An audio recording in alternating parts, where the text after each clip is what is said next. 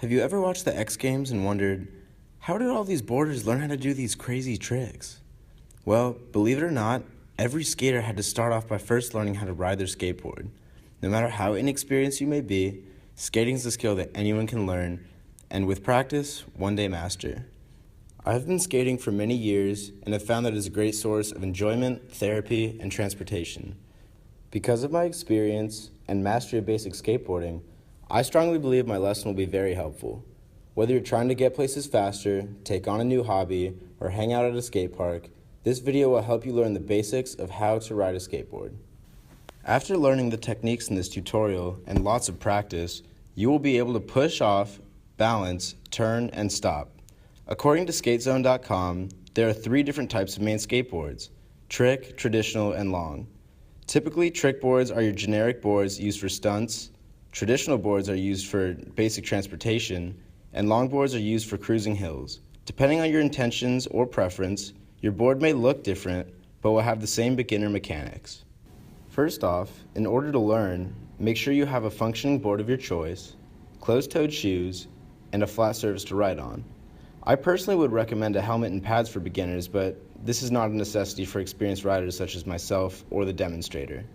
Also, before you mount your board, make sure your shoelaces are tied tight so that they cannot get untied and get caught in the wheels while riding. Let's begin with picking a stance. There are 2 types of stances that skaters use: goofy foot and regular.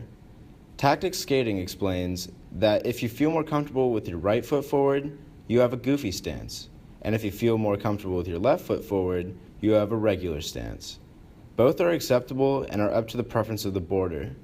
To balance on the board, you will want to put your feet perpendicular to the deck with a comfortable amount of spacing in between to distribute your weight properly. If you feel uncomfortable standing on the board, try switching to the opposite stance. This is the most common mistake that beginners make and can make learning a lot harder. Once you've found a comfortable footing, you can begin practicing pushing off. To do so, you will want to turn your body parallel to the board, rotate your front foot pointing toward your desired target, and plant your back foot on the ground to push yourself forward. Because your foot is responsible for balance, make sure to push off with the correct foot. Pushing with the wrong foot can cause a loss of balance. Once you've gained enough speed, go back to your perpendicular stance until you need to gain speed again. Next, let's work on turning. Learning to steer your board is essential to avoid barriers and switch paths. To control your direction, lean your body forward or backward. Depending on the stance that you've chosen, leaning a certain way will result in a right or left turn.